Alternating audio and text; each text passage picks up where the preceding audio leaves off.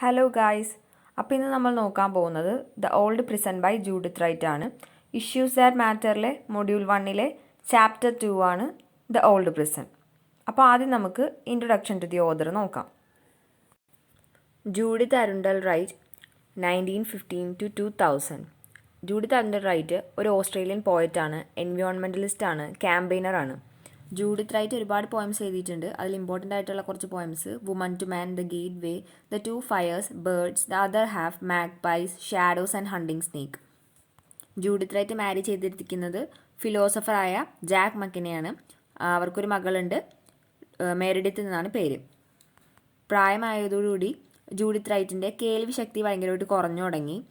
Judith റൈറ്റിൻ്റെ പോയട്രിയുടെ first book the moving image എന്നതാണ്. എഡിറ്റർ ജോൺ കെൻസല ജൂഡിത്ത് റൈറ്റിനെ വിളിച്ചിരുന്നത് എലമെൻ്റൽ പോയിറ്റ് എന്നാണ്. 1991 ജൂഡിത്ത് റൈറ്റിന് Queen's gold medal for poetry ലഭിച്ച്. ഓസ്ട്രേലിയയിലെ പരിസ്ഥിതി, ആദിവാസി പ്രശ്നങ്ങളിലുള്ള അവരുടെ നിരന്തരമായ ഇടപെടൽ കാരണം അവർ രാജ്യത്തിൻ്റെ മനസാക്ഷി എന്നാണ് വിളിക്കുന്നത്, അതായത് the conscience of the nation. പിന്നെ മനുഷ്യാനുഭവങ്ങളെ പ്രകൃതിയുമായി ചേർത്ത് വായിക്കുകയാണ് റൈറ്റ് തൻ്റെ കൃതികളിലൂടെ ചെയ്യുന്നത്. ഇനി നെക്സ്റ്റ് നമുക്ക് ഇൻട്രൊഡക്ഷൻ ടു ദി പോയം നോക്കാം.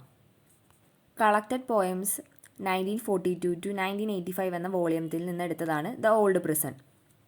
ജൂഡിത്ത് റൈറ്റിൻ്റെ സ്ട്രോങ് ആയിട്ടുള്ള ഇമേജറി ഈ പോയത്തിൽ വിസിബിളാണ്. ഇതിൻ്റെ മെയിൻ തീം എന്ന് പറഞ്ഞത് വാറാണ്. ഈ പോയം ഒരു കുറ്റവാളികൾ തന്നെ നിർമ്മിച്ച ഒരു ജയിലിനെ പറ്റിയുള്ളതാണ്. കൊളോണൈസിങ് ടൈമിൽ മനുഷ്യൻ അനുഭവിച്ച കഷ്ടതകളെ വിവരിക്കുകയാണ് ഈ പോയറ്റ്. ട്രയൽ എന്ന ഷിപ്പിൽ നടന്ന ലഹളയും തുടർന്ന് ആ ഷിപ്പിൻ്റെ ഡിസ്ട്രക്ഷനും റൈറ്റ് ഇതിൽ വിവരിക്കുന്നുണ്ട്. ഇനി നെക്സ്റ്റ് നമുക്ക് സമ്മറി നോക്കാം. ട്രയൽ ബേയിൽ ന്യൂ സൗത്ത് വെയിൽസിൽ കെപ്സ്, അവിടെ റൂയിനായിട്ടുള്ളൊരു ജയിലിനെ പറ്റി പറഞ്ഞുകൊണ്ടാണ് പോയറ്റ് ഈ കഥ തുടങ്ങുന്നത്. അവിടെ ഉണ്ടായിരുന്ന ഓരോ സെല്ലിനൊന്നും മേൽക്കൂര ഉണ്ടായില്ല, അതായത് അവിടെയെല്ലാം അൺറൂഫ്ഡ് ആയിരുന്നു. അത് കണ്ടാൽ തോന്നുന്നത് ഓടക്കുഴലിലെ ഓരോ ഹോൾസ് പോലെയാണ്, അതായത് ഫ്ലൂട്ട് പോലെയാണെന്നാണ് കമ്പയർ ചെയ്തിരിക്കുന്നത് കവി ഇവിടെ. ആർട്ടിക്കിൽ നിന്നും മഞ്ഞ് പോലെ തണുത്ത കാറ്റാണ് ഈ അറകളെ സ്പർശിക്കാനായിട്ട് ഇങ്ങനെ വരുന്നത്. പോയറ്റ് പകലിനെ ഇരുണ്ടതെന്നും ഭീകരമെന്നാണ് വിളിച്ചിരുന്നത്, ഡാർക്ക് ആൻഡ് ഫിയേഴ്സ്. അവിടുത്തെ കാറ്റിനെ ഒരു ദേഷ്യപ്പെട്ട് നടക്കുന്ന ഒരു ഹണീബി ആയിട്ടാണ് കമ്പയർ ചെയ്തിരിക്കുന്നത്. തേനീച്ച തേനിന് വേണ്ടി അന്വേഷിച്ച് നടക്കുന്ന പോലെ കാറ്റ് കറുത്ത തേൻ, അതായത് ബ്ലാക്ക് ഹണിയോ അല്ലെങ്കിൽ അവിടെയുള്ള കുറ്റവാളികളെ ആരാണ്ടിനെയോ ഈ സെല്ലിൽ ഇങ്ങനെ അന്വേഷിച്ച് നടക്കണേണ്. കാറ്റ് ജയിലിൽ മാത്രമല്ല കടലിലും അതിൻ്റെ തിരച്ചിൽ നടത്തിക്കൊണ്ടിരിക്കുന്നതാണ്. ബ്ലാക്ക് ഹണി എന്നുകൊണ്ട് ഉദ്ദേശിക്കുന്നത് മനുഷ്യൻ്റെ അത്യാർത്തിനെയാണ് കവി ഇവിടെ സൂചിപ്പിച്ചിരിക്കുന്നത്. ജയിലിലെ നിഴലുകൾ തിരകളെ പോലെ കാണപ്പെടുന്നു. നിഴലുകൾ ജയിലറകളുടെ മുകളിൽ സഞ്ചരിക്കുമ്പോൾ അവ പാടുകയാണെന്നാണ് കവിക്ക് തോന്നുന്നത്. കാറ്റാകട്ടെ എന്തൊക്കെയോ ചിത്രങ്ങൾ പറയാനുള്ള പഴയ എല്ലിൻ കഷ്ണം പോലെ പാടുകയാണ്. ഈ ജയിൽ ആരാണ് പണി കഴിച്ചതെന്ന് കവി അത്ഭുതപ്പെട്ടുകൊണ്ടിരിക്കുന്നതാണ്. ജയിൽ തകർന്നു പോയി എന്ന് കാറ്റും കടലും ഇങ്ങനെ മറുപടി ആയിട്ട് ഇങ്ങനെ പറയുന്നുണ്ട്. പണ്ടിവിടെ താമസിച്ചിരുന്ന ജയിൽ പുള്ളികൾ ആരും ഇപ്പം ഇവിടെ ഇല്ല. ജയിൽവാസികൾ പരസ്പരം ഇഷ്ടപ്പെടുകയോ ഒന്നും സംസാരിക്കുകയോ ഒന്നും ചെയ്തിട്ടില്ല, കാരണം അവിടെ ഒരു ഏകാന്തവാസമായിരുന്നു. ഈ ഒഴിഞ്ഞ ജയിലറകളിലൂടെ കടന്നു പോകുമ്പോൾ അവിടെ കാറ്റിങ്ങനെ സാഡായിട്ട് പാടിക്കൊണ്ടിരിക്കുന്നത് കവി കേൾക്കാം, കാരണം ഇവിടുത്തെ ജയിൽ പുള്ളികൾ എല്ലാവരും കരഞ്ഞിട്ടുണ്ടാകുമെന്നാണ് കവി ഇതിലൂടെ പറയുന്നത്. ഇനി നെക്സ്റ്റ് നമുക്ക് കുറച്ച് ക്വസ്റ്റ്യൻ ആൻസേഴ്സ് നോക്കാം. First one, how does the unroofed cell become a flute? The prison cell that Judith Wright came across have been abandoned long ago. They no longer have roof, have been forsaken. Today the jail is in ruins. As the wind blows across the abandoned prison cell, the sound it makes are eerie and sad. To the poet, it sounds like a flute being played. The wind sound made in the unroofed prison are thus compared to the flute. എങ്ങനെയാണ് അൺറൂഫഡ് cell ഫ്ലൂട്ടായത്? Judith right വന്ന prison അത് ഉപേക്ഷിച്ച് പോയിട്ട് ഒരുപാട് കാലമായി. അവിടെയാണെങ്കിൽ റൂഫില്ല, ഒന്നുമില്ല. ആ ജയിൽ മൊത്തത്തിൽ റൂയിനായി. ആ പ്രിസൺ സെല്ലിൽ കൂടി പാസ് ചെയ്യണ വിൻഡിൻ്റെ സൗണ്ട് കേട്ടാൽ ഒരു സാഡായിട്ടുള്ള സൗണ്ടായിട്ടാണ് തോന്നുന്നത്. അത് ഒരു ഫ്ലൂട്ട് പ്ലേ ചെയ്യണത് പോലെയാണ് പോയറ്റിന് തോന്നുന്നത്. അതുകൊണ്ടാണ് നമ്മുടെ പോയറ്റ് ആ ഒരു വിൻഡിൻ്റെ സൗണ്ടിനെ ഫ്ലൂട്ടായിട്ട് കമ്പയർ ചെയ്തിരിക്കുന്നത്, കാരണം അത് അൺറൂഫഡ് പ്രിസണിൻ്റെ അവിടെ കൂടിയാണ് പാസ് ചെയ്യണത്. അതുകൊണ്ട് ഒരു ഫ്ലൂട്ട് പ്ലേ ചെയ്യണത് പോലെയാണ് പോയറ്റിനത് തോന്നുന്നത്. ഇനി സെക്കൻഡ് ക്വസ്റ്റ്യൻ നോക്കാം. Why is the wind called an angry bee? The movement of the wind is compared to an angry B.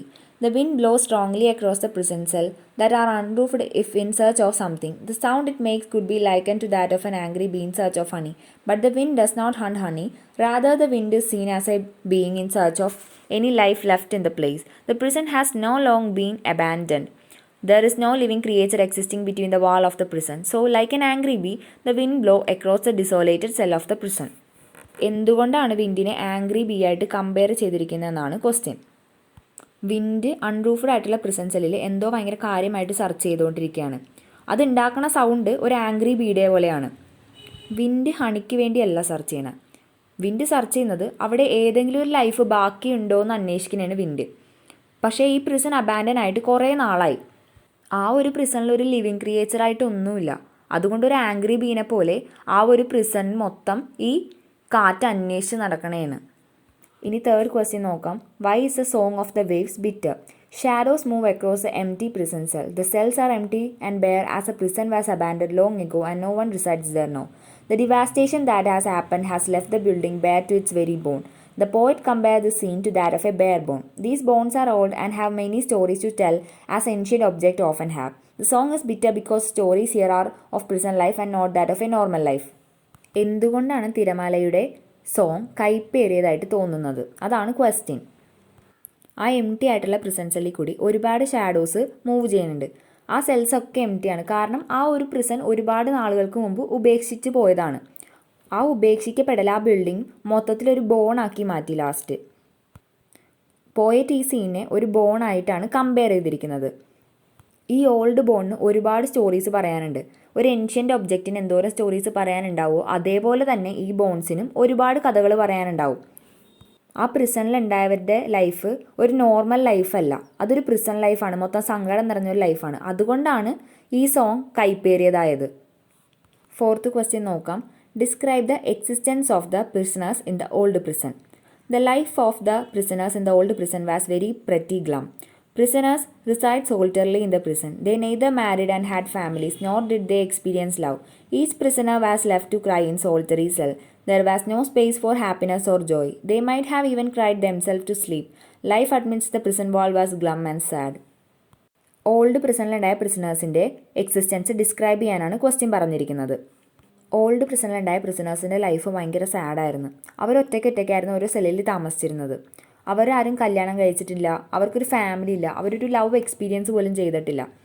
Prisoners എല്ലാവരും അവരുടെ സെല്ലിൽ കിടന്ന് സങ്കടപ്പെട്ട് കരയാറുണ്ടായിരുന്നു. അവർക്കൊരു സന്തോഷത്തിൻ്റെയോ ഒരു സമാധാനത്തിൻ്റെയോ ഒരു സ്പേസ് ആ ഒരു പ്രിസണിലോ അല്ലെങ്കിൽ ആ സെല്ലിലോ ഉണ്ടായിരുന്നില്ല.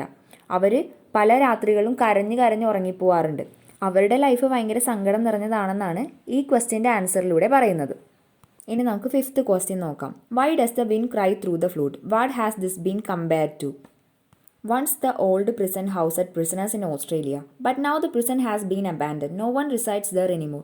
Only the wind and the sea visit the prison. Being an abandoned structure, the prison has lost its roof. So, when the wind whistles through the wall of the prison, it is almost like the sound of a flute being played. The wind has been said to cry in the poem. The cry is compared to a flute of stone. The movement of the wind causes sound to produce much like a flute, but this is a flute of stone as the walls of the prisons are built from rock. The movement of the wind across the stone wall creates a kind of musical sound like that of the flute. ഒരു ടൈമിൽ ആ old പ്രിസണിൽ prisoners ഉണ്ടായിരുന്നു. പക്ഷേ ഇപ്പോൾ ആ ഒരു prison abandon ആണ്. അവിടെ ആരും ഇപ്പോൾ താമസിക്കുന്നില്ല. ആകെ വിൻഡും സീയും മാത്രമേ ആ പ്രിസൺ വിസിറ്റ് ചെയ്യാനായിട്ട് വരുന്നുള്ളൂ. അതൊരു അബാൻഡൻ ആയിട്ടുള്ളൊരു സ്ഥലമായതുകൊണ്ട് അവിടെ റൂഫൊക്കെ നഷ്ടപ്പെട്ട്. സോ അതിൽ കൂടി വിൻഡ് പാസ് ചെയ്യുമ്പോൾ അത് ഓൾമോസ്റ്റ് ഫ്ലൂട്ട് പ്ലേ ചെയ്യണ പോലെയാണ് തോന്നുന്നത്. പോയത്തിൽ വിൻഡ് കരയുന്നതായിട്ടാണ് പറയുന്നത്. ആ വിൻഡിൻ്റെ ക്രൈ കമ്പയർ ചെയ്തിരിക്കുന്നത് ഫ്ലൂട്ട് ഓഫ് സ്റ്റോൺ ആയിട്ടാണ്. വിൻഡിൻ്റെ മൂവ്മെൻറ്റ് സൗണ്ട് പ്രൊഡ്യൂസ് ചെയ്യും. അത് ഫ്ലൂട്ടിൻ്റെ സൗണ്ടായിട്ടാണ് തോന്നുന്നത്. അതിലായിട്ടാണ് കമ്പയർ ചെയ്തിരിക്കുന്നത്. പക്ഷേ ഈ ഒരു ഫ്ലൂട്ട് ബിൽഡ് ചെയ്തിരിക്കുന്നത് റോക്ക് വെച്ചിട്ടാണ്. വിൻഡിൻ്റെ മൂവ്മെൻറ്റ് ആ സ്റ്റോൺ വോളിൽ കൂടി തട്ടിത്തടഞ്ഞ് പോകുമ്പോൾ ഒരു മ്യൂസിക്കൽ സൗണ്ട് ക്രിയേറ്റ് ചെയ്യും. Like that of A flute, ഒരു ഫ്ലൂട്ടിൻ്റെ പോലെ. ഈ ചാപ്റ്റർ എല്ലാവർക്കും മനസ്സിലായി എന്ന് വിചാരിക്കുന്നു. എന്തെങ്കിലും ഡൗട്ട് ഉണ്ടെങ്കിൽ കമൻറ്റ് സെക്ഷനിൽ ഇടുക. വീഡിയോ ഇഷ്ടപ്പെട്ടെങ്കിൽ ലൈക്ക് ചെയ്യുക, ഷെയർ ചെയ്യുക, സബ്സ്ക്രൈബ് ചെയ്യുക. കൂടെയുള്ള ബെല്ലൈക്കൺ കൂടി പ്രസ് ചെയ്യുക. ഇനി അടുത്ത ചാപ്റ്ററുമായി നെക്സ്റ്റ് വീഡിയോയിൽ കാണാം. Okay, by.